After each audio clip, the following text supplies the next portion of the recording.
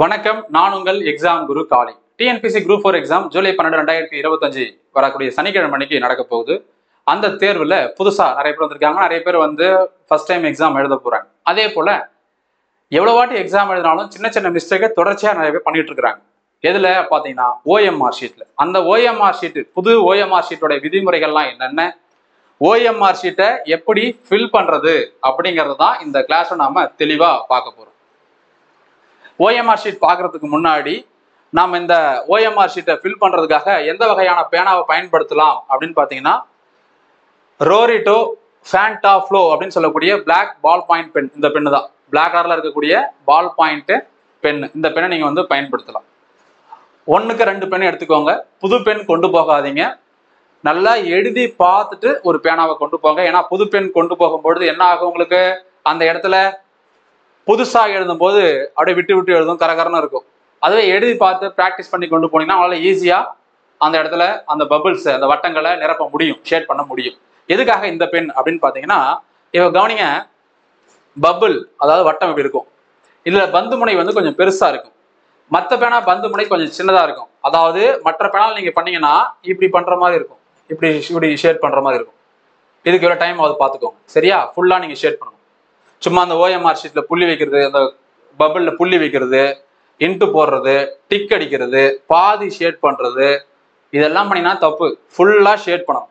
அடுத்தது, இப்ப இந்த பபிளை இந்த பேனா வச்சு பண்ணும்போது எப்படி இருக்கும்னா இப்படி பண்ற மாதிரி இருக்கும். அதாவது நீங்க மெலிசா இதனுடைய ரொம்ப மெல்லியதாக இருக்கக்கூடிய பந்து முனையை பயன்படுத்தும் போதும், கொஞ்சம் பெருசா இந்த மாதிரி இருக்கக்கூடிய பேனா பயன்படுத்தும் போது இருக்கக்கூடிய பெனிஃபிட் என்னன்னா, நேரம் சீக்கிரமா ஒரு கேள்விக்கு நம்மளால பபிளை ஷேட் பண்ணி முடிக்க முடியும். அதான் கான்செப்ட், வேற எதுவும் கிடையாது. ரைட்டா? ஸோ இந்த பேனாவை பயன்படுத்திக்கங்க, எழுதி பார்த்துட்டு கொண்டு போங்க. இப்போ நம்ம ஓஎம்ஆரை பார்க்க போறோம். ரொம்ப ரொம்ப முக்கியமானது இதுதான். ஏன்னா இதுக்கு முன்னாடி இந்த ஓஎம்ஆர் ஷீட்டுக்கு இந்த ஓஎம்ஆர் ஷீட்டுக்கு நிறைய டிஃபரன்ஸை வந்து இந்த வாட்டி டிஎன்பிசியில் கொண்டு வந்திருக்கிறாங்க. என்னென்ன அப்படிங்கிறத ஒன்னொன்னா பார்க்கலாம். ஃபர்ஸ்ட்ல பார்த்தீங்கன்னா, நம்ம ஓஎம்ஆர் ஷீட் இப்படி தான் இருக்கும். இங்க name, register number, subject, centre, venue, date and session, இது எல்லாமே ஆட்டோமேட்டிக்கா அதுவா பிரிண்ட் ஆகி வந்துடும். நம்ம போட்டோவும் வந்துடும். நீங்க பண்ண வேண்டியது நம்ம டீடைல் போட்டோஸ் எல்லாம் கரெக்டா இருக்கான்னு பாக்குறது, அவ்வளவுதான், வேற எதுவும் கிடையாது. அப்படியே வந்தீங்கன்னா கொஸ்டின் பேப்பர் புக்லெட் நம்பர் கொடுப்பாங்க. புக்லெட் கொடுப்பாங்கல்ல, அந்த புக்லெட்டை வாங்கி எல்லா பேஜும் சரியா பிரிண்ட் ஆயிருக்கான்னு பார்த்துட்டு, நம்மளுக்கு ஹால் டிக்கெட் இருக்குல்ல, அந்த ஹால் டிக்கெட்ல இருக்கக்கூடிய ரெஜிஸ்டர் நம்பர், ரோல் நம்பர் எடுத்து கொஸ்டின் பேப்பர்ல எழுதுங்க. கொஸ்டின் பேப்பர்ல இருக்கக்கூடிய புக்லெட் நம்பர் எடுத்து இந்த இடத்துல எழுதி இதை ப்ராப்பரா ஷேட் பண்ணுங்க. இதான் விஷயம். இதை வந்து பாத்தீங்கன்னா black colour ball point pen invigilator பண்ணுவாங்க. Candidate's signature available in the space provided, candidates left thumb impression available in the space provided. ரெண்டும் நீங்க ப்ராப்பரா பண்ணிருக்கீங்களா பார்த்து இன்விஜிலேட்டர் சூப்பர்வைசர் பண்ணிடுவாங்க. சப்போஸ் அவங்க பண்ணலாம் கூட நாமளே பண்ணிக்கலாம். எஸ், ரெண்டுத்தையும் எஸ் பண்ணிடுங்க, மறந்துடாதீங்க. இது பாத்தீங்கன்னா தேர்வரின் உறுதிமொழி, நம்மளுடைய சிக்னேச்சர். தேர்வர் கையொப்பம் இல்லை எனில் விடைத்தாள் செல்லாததாக்கப்படும். ரொம்ப ரொம்ப முக்கியம். இதுதான், சைன் ப்ராப்பரா போட்டுருங்க. சைன் சிக்னேச்சர் போடாம விட்டுற போறீங்க. சரியா? இது அடுத்தது. இந்த பக்கம் பாத்தீங்கன்னா நம்மளுக்கு 67, 134, 200, மொத்தம் 200 கேள்விக்கு ABCDE 5 ஆப்ஷன் இருக்குது. ஏதாவது ஒரு ஆப்ஷன் சூஸ் பண்ண போறோம். ஈயை மட்டும் சூஸ் பண்ணிடாதீங்க, ஏன்னா எல்லாத்துக்கும் ஏதாவது ஒரு ஆப்ஷன் இருக்குதான் போகுது. ரைட்டு. அடுத்தது, இந்த இடத்துல பாத்தீங்கன்னா left hand thumb impression, left thumb impression வைக்கிறது, இடது கை பெருவிரல் ரேகை. இது வந்து அந்த இன்விஜிலேட்டர் நம்மள்ட்ட வாங்கி நம்மளுக்கு கொடுப்பாங்க, நம்ம வாங்கி வச்சிட வேண்டியதுதான். நெக்ஸ்ட், 200 வினாக்களுக்கும் இது தொடர்பான விடைக்குரிய வட்டத்தை கருமையாக்கி விட்டீர்களா? அதாவது 200 கொஸ்டினுக்கும் நீங்க பபுல டார்க் அண்ட் ஷேட் பண்ணிட்டீங்கன்னு கேட்டா எஸ். இது எல்லாருமே என்ன பண்ணணும்னா 200 கேள்விக்கும் பதில் சொல்லிடுங்க. தெரியலனா கூட ஏதோ ஒன்று ஏஓ பிஓ சிஓ டிஓ போட்டு வந்துருங்க. கேப் விடாதீங்க. நெகட்டிவ் மார்க் கிடையாது. லக் இருந்து உங்களுக்கு வந்தாலும் வரலாம் மார்க். அதனால 200 கேள்விக்கும் பதில் அடிச்சிருங்க. இங்க ஆம் அப்படின்னு போட்டுருங்க. இல்லை எனில் கருமையாக்கப்படாத வினாக்களின் மொத்த எண்ணிக்கையை எழுதவும். சப்போஸ் நான் 200 போட்டுட்டேன் அப்படின்னா இங்க என்ன பண்ணுங்க, ஜஸ்ட் ஒரு ஐஃபன் போடுங்க, இல்லைன்னா 0ன்னு போடுங்க, இல்லைன்னா ஒன்னும் போடாம விடுங்க, பிரச்சனை கிடையாது. 200 கேள்வியும் பண்ணிட்டீங்க, ஆம் ஷேட் பண்ணிட்டீங்கன்னா முடிஞ்சு போச்சு. 190 தான் பண்ணிருக்கேன். 10 கேள்வி நான் பதில் சொல்ல, டைம் இல்லை, டைம் முடிஞ்சு போச்சு. இப்ப என்ன பண்றது?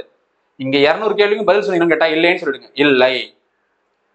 எத்தனை கேள்விக்கு பதில் சொல்லல? 10 கேள்விக்கு பதில் சொல்லல. அப்ப இங்க 10 அப்படின்னு நம்பர் எழுதிருங்க. இதுதான் விஷயம், வேற எதுவுமே கிடையாது. இதுதான் புது ஓஎம்ஆர் ஷீட்.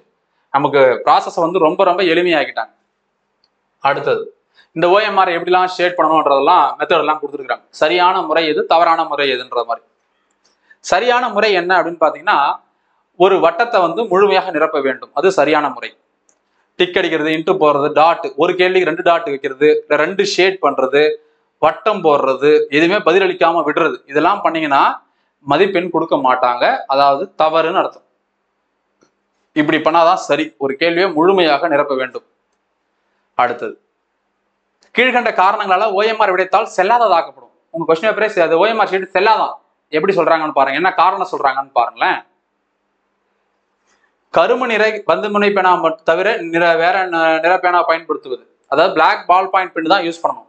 வேற எந்த கலரு வேற எதுவுமே கிடையாது. No more questions, only black ballpoint pen. வேற யூஸ் பண்ணீங்கன்னா ரிஜெக்டட்.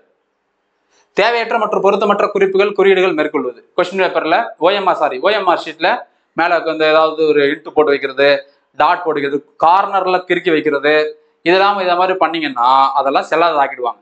சார் தெரியாம நான் தம்ப் இம்ப்ரெஷன் வைக்கும்போது தெரியாம ஓரம் பட்டுடுச்சு சார், அதெல்லாம் பிரச்சனை கிடையாது. அதாவது வேணும்னே ஒரு குறிய தெரியணும், குறிக்கோள் இருக்கணும், அதுல யாராவது திருத்துறவங்க பார்த்து மிஷினே பார்த்து கூட கண்டுபிடிக்கணுன்ற மாதிரிலாம் வச்சிருந்தாங்கன்னா ரிஜெக்ட் பண்ணிடுவாங்க. அந்த வேலையெல்லாம் செய்யாதீங்க. OMR விடைத்தாள்ல பக்கம் 1 அதற்குரிய இடத்தில் தேர்வர் கையொப்பம் இடவில்லை எனில், ரொம்ப முக்கியம், கையெழுத்து போடலாம் நீங்க எக்ஸாம் எழுதுனதே வேஸ்ட். ஸோ முதல்ல வாங்கி என்ன பண்றீங்க, கையெழுத்து தான் முதல்ல போடணும். அப்புறம் எக்ஸாம் நடக்கும்போது அவங்க தம்ப் இம்ப்ரெஷன் அவங்க வச்சிருவாங்க இன்விஜிலேட்டர். தங்களுக்கு வழங்கப்பட்ட வினாத்தாளில் அச்சடிக்கப்பட்டுள்ள வினா தொகுப்பு எண்ணை OMR விடைத்தாளில் சரியாக கருமையாக்காமல் இருந்தால், OMR ஷீட்ல பாத்தீங்கன்னா கொஸ்டின் பேப்பர் புக்லெட் எழுதணும். 4 டிஜிட் நம்பர் 1 2 3 4 வச்சுக்கோங்க. 1 2 3 4 எழுதி முடிச்சிட்டீங்க, அவ்வளவுதான், கிடையாது. உங்க OMR முடிஞ்சு போச்சு, எக்ஸாம் எழுதுனதே வேஸ்ட். 1 2 3 4 எழுதி 1 2 3 4ல ஷேட் பண்ணணும் ப்ராப்பரா.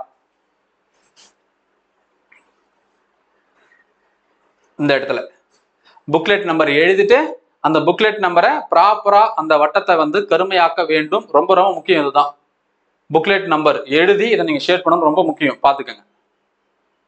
அடுத்தது இது முடிஞ்சு போச்சா. அடுத்தது பாத்தீங்கன்னா, கீழ்கண்ட ஒவ்வொரு காரணத்துக்காகவும் தேர்வர் தான் பெறக்கூடிய மொத்த மதிப்பெண்ல இருந்து 0.5 மதிப்பெண்ணை குறைப்பாங்களாம். 0.5 ரெடியூஸ் பண்ணுவாங்களாம். ஒரே நிமிஷம் இருங்க. ஓகே, பஃபர் ஆச்சு. 0.5 குறைப்பாங்களாம். அரை மார்க் குறைப்பாங்க. எப்ப குறைப்பாங்க, விடைத்தாளில் எந்த ஒரு வினாவிற்கும் அது தொடர்பான எந்த ஒரு வட்டத்தையும் கருமையாக்காது இருத்தல், அதாவது வட்டம் காலியாக விடப்பட்டால். நீங்க ஒரு கொஸ்டினை பபுள் இருக்குல்ல, 5 ABCDE ஏதாவது ஒன்று ஷேட் பண்ணுங்க, நான் முதலே சொன்னேன், பண்ணாம விட்டுட்டீங்கன்னா அரை மார்க் குறைப்பாங்களாம். அடுத்தது, பக்கம் 1 இடது கை பெருவிரல் ரேகை பதியாது இருத்தல், லெஃப்ட் தம்ப் இம்ப்ரெஷன் காட்டணும்ல அந்த இடம், அது வைக்காம விட்டீங்கன்னா அரை மார்க் குறைப்பாங்க. இது ரொம்ப முக்கியம். கடைசியா, கண்காணிப்பாளர் கையொப்பம், signature of the invigilator supervisor. அவர் என்ன பண்ணுவாரு, எல்லாமே கரெக்டா இருக்குன்னு சொல்லிட்டு சிக்னேச்சர் போட்டுருவார். இவ்வளவுதான்ப்பா விஷயம். இவ்வளவுதான் நம்மளுடைய OMR ஷீட் முடிஞ்சு போச்சு. ரொம்ப ரொம்ப ஈஸி. கடைசியா நீங்க என்ன பண்ணணும், நல்லா தெரிஞ்ச கேள்விக்கு சரியா எல்லாத்தையும் ஷேட் பண்ணணும். ஒரு கேள்வி பாக்குறீங்க, அந்த கேள்விக்கு சரியான பதில் தெரியுதான்னு பாக்குறீங்க, தெரிஞ்சுன்னா அந்த கேள்விக்கு நேரா போறீங்க. இப்ப 1வது கேள்விக்கு ஆன்சர் ஏன்னு வச்சுக்கோங்களேன். 1க்கு A கரெக்டா ஃபர்ஸ்ட்டுக்கு ஏன்றதை ஷேட் பண்ணணும். இப்படி பண்ணணும் ஃபுல்லா. சார் கொஞ்சம் வெளியில போயிடுச்சுன்னா பரவாயில்ல சார், பரவாயில்ல, ஒன்றும் பிரச்சனை கிடையாது. அப்படியே அக்யூரேட்டா அழகா ரவுண்டா பண்ணணும் அவசியம் இல்லை, ஃபில் பண்ணணும். நீங்க டாட் வைக்கிறது கிடையாது, இன்ட்டு போடுறது கிடையாது, டிக் அடிச்சிங்கன்னா கிடையாது, ஃபுல்லா ஷேட் பண்ணணும். இப்போ 5க்கு Bனா 5க்கு B ஃபுல்லா ஷேட் பண்ணணும். நம்ம 5க்கு Bன்னு பார்த்துட்டு 6க்கு Bன்னு ஷேட் பண்ணுவோம், போயிடும். 5க்கு Bன்னு பார்த்துட்டு 5க்கு Dல ஷேட் பண்ணுவோம், போயிடும். ஒரு கேள்விக்கு 2 வாட்டி ஒரு ஷேட் பண்ணாலுமே போயிடும். இதெல்லாம் நமக்கு மார்க் போகக்கூடியது. நல்லா தெரிஞ்ச கேள்வியை மிஸ்டேக் பண்ணக்கூடாது. நான் வழக்கமா சொல்றது, தெரியாத கேள்விக்கு நீங்க சரியாகவும் போடலாம், தவறாகவும் போடலாம். நல்லா தெரிஞ்ச கேள்விக்கு 100% சரியான மதிப்பெண்ணை நீங்க வாங்கியே ஆகணும். அப்படி வாங்கலைன்னா கடைசியா போஸ்டிங் வாங்குறமா இல்லையான்றது டவுட், கடைசியா நீங்க தான் கஷ்டப்படணும். அதை பாத்துக்கங்க. இவ்வளவுதான்ப்பா விஷயம். ஸோ 200 கேள்விக்கும் ப்ராப்பரா ஆன்சரை பண்ணுங்க, நம்பிக்கையோட போங்க. கட்டாயமா நல்லா படிச்சுட்டு போறவங்க, பிராக்டிஸ் பண்ணிட்டு போறவங்க, ரிவிஷன் பண்ணிட்டு போறவங்க பாஸ் பண்ண தான் போறீங்க. எந்த மாற்றமும் கிடையாது. ஸோ பதட்டப்படாம, நேர்மையோட, எந்த ஒரு விஷயத்தையும் யோசிக்காம அமைதியா போய் எக்ஸாம் அட்டன் பண்ணுங்க, ஜெயிச்சுட்டு வாங்க. All the very best. Thank you.